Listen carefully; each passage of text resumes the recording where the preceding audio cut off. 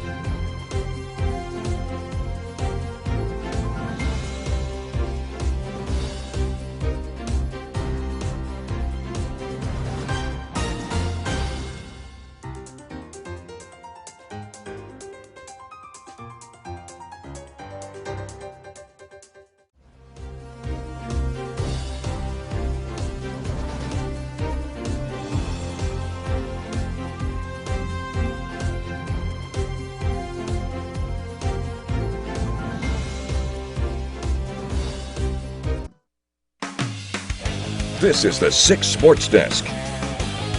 There was a chance to make soccer history right here in the capital city tonight. In only its second season of existence, the Lansing Common Football Club was trying to send a message to the league. A win tonight in the season finale against Inter Detroit, and the Robins would claim their first ever Midwest Premier League championship. Lansing Common came into the match with a 2-point advantage of the standings, and were playing in front of a club record 787 fans at Eastern Stadium. In the first half, Holtgrad Gershom Sylvan sneaks it past the keeper and breaks the 0-0 tie just before halftime. Inter Detroit tie things up at 1, and then in the 85th minute, Mark Wuschmeyer puts some serious spin on a free kick and gets the Robins the lead. And when it looked like that could be the game winner, disaster struck for Lansing. Looking for the equalizer, Luke Kearns takes a shot on goal and sneaks it under the keeper's legs to tie things up at 2 in the 87th minute.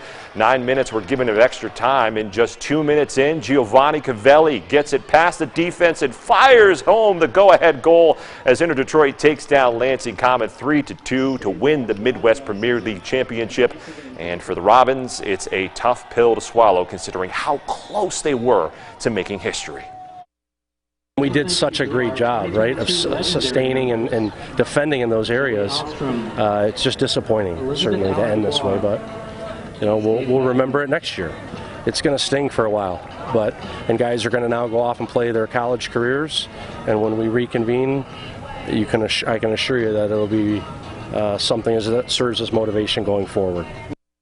Another action-packed game tonight was taking place down in Detroit. The Detroit Tigers were back at Comerica Park for their first game of their series against the Minnesota Twins, and they were in some desperate need of some home cooking after losing 9 games on their 13-game road trip. But once again, it was a rough start for Michael Pineda, throwing 20-plus pitches in the first inning alone. Then at the top of the third, Carlos Correa gets his hands around quickly and sends one into deep left center.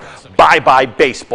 Correa makes it a 2-0 game with his 12th home run of the season, but it wasn't all doom and gloom for the Tigres. At the top of the 5th, Gio Urshela pops it up to shallow center, and Riley Green does his best Superman impression, making the diving catch and breaking his sunglasses in the process, but it's all worth it for that great defensive play. The Tigers bullpen would continue to struggle the rest of the night. In the top of the 7th inning, with 2 outs and 2 strikes, Luis Arias plops one into shallow center, bringing home 2 runs and extending Minnesota's lead as the Twins would go on to win Game 1 8-4 the final. Game 2 is tomorrow at 1:40 p.m.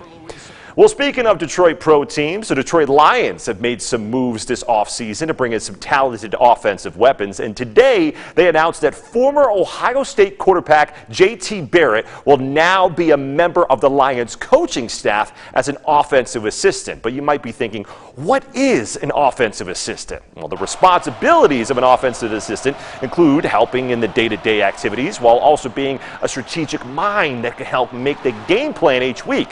Well, football fans here in the state of Michigan will be pleased to see J.T. Barrett helping the Lions score touchdowns instead of the way that he was torching both Michigan college teams during his playing days.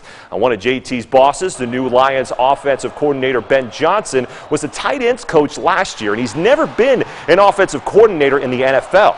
And Johnson was asked, what will the tempo of his offense look like? I think the word tempo has a few different meanings. I don't think it necessarily means, maybe as you're implying,